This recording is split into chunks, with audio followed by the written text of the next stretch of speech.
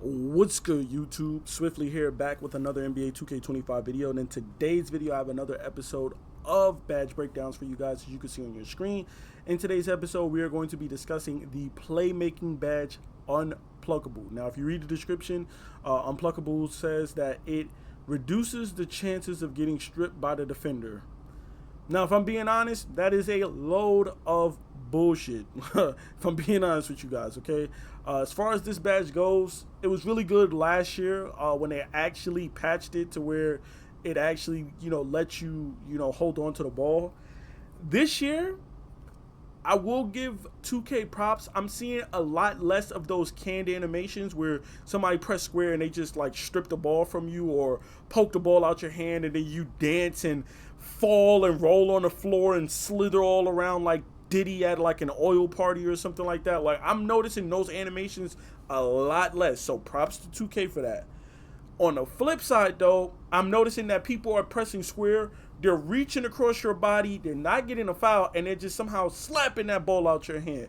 So while you're not getting forced into canned animations that you can't do anything about, where you can't control your player, they're just reaching once and getting a poke animation and you go flying or something like that. I'm noticing that they traded those animations for dudes just wrapping around your body, no foul, and just slapping the ball out your hand.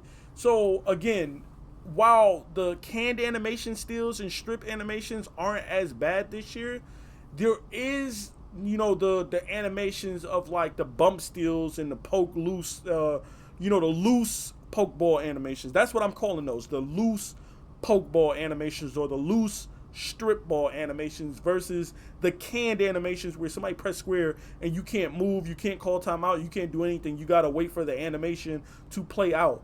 So it's kind of 50-50. It's like one step forward but two steps back, right? Like, and then the passing lane steals, but that we're not going to even go into that because we're talking about Unpluckable, right?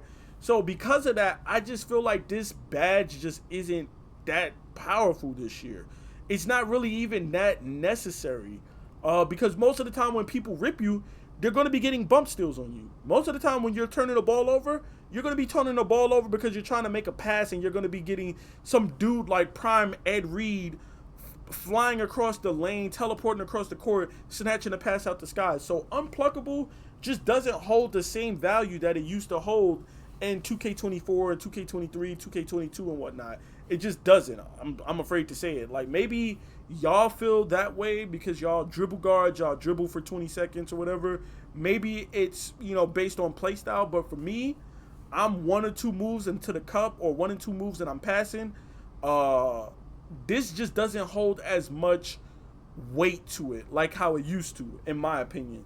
So again, you don't really need Legend Unpluckable. I don't think there's many people running around with a 99 ball handle or even running around with like a 96 ball handle like that. There's not many people running around with that. You're going to see 95, 94, 93, 92, but you're going to very rarely see 96 and like 97. There's like one or two people, if they're on like those sub 6'3", 6'2 builds, you might see that 97 or 96 here and there.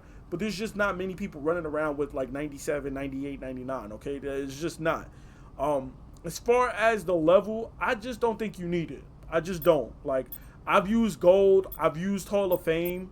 I used gold, and then with the Hall of Fame, I used +1 because I have a 94 on my first PG build. I have a 94 ball handle. I use +1 on that, excuse me, to get Hall of Fame. And personally, I don't notice a difference. I immediately took that +1 off Unpluckable because it just really made no difference to me. And my small forward build gets a 80 ball handle with silver Unpluckable. And the few times that I've played on that, I've also didn't notice really too crazy of a difference. Like, obviously you want to go above silver, you want to go gold just because of the benefits of other badges like handles for days and ankle assassin and stuff. But if we're talking just strictly Unpluckable, I honestly think that you can get by with silver. Honestly, if you don't mind not having the ball handle animations that you get at like 90 and 92, and you can get by with like a 70, 75, you're better off just going post control, like, getting Unpluckable with post control and then just going 70 something ball handle, because in my opinion, it's just not as powerful as it was or as useful as it was. Again, like I said, most of the steals that you're going to see in this game are going to come from bump steals. They're not really even going to be coming from like just straight out strip animations, you know. At least from my experience with the game as somebody who plays solo reg. Now, obviously, if you're playing Proving Grounds, Pro-Am, then you're usually going to have a lock switch onto you. So then it becomes a little bit more, you know, important to have Unpluckable. But if you're just one of those guys that just slide into solo rec, squad rec, or even just playing park or the theater, you're not going to really miss having this badge on Legend or Hall of Fame or anything like that. In my opinion, gold is obviously going to always really be the sweet spot for Unpluckable. Silver, for those who aren't the primary ball handlers, you're just a shooting guard, small forward type of build. Obviously, silver will be suffice. That's just my opinion. Please drop a comment down below and let me know what your experience has been using the Unpluckable badge in NBA 2K25. Also, let me know what level are you using. Are you using gold, silver, Hall of Fame? Have you had any experience with Legend Unpluckable, and do you think it's worth it? Me personally, as somebody who's only going up to Hall of Fame, I don't think it's worth it at, you know, the price point that it's going to cost you. Even if you go to Hall of Fame and then apply a +1, I still don't think it would be worth it. Whether it's going to 96 or whether it's wasting your +1 on it, I don't think that it's worth it, in my opinion. Let me know down below what you guys think.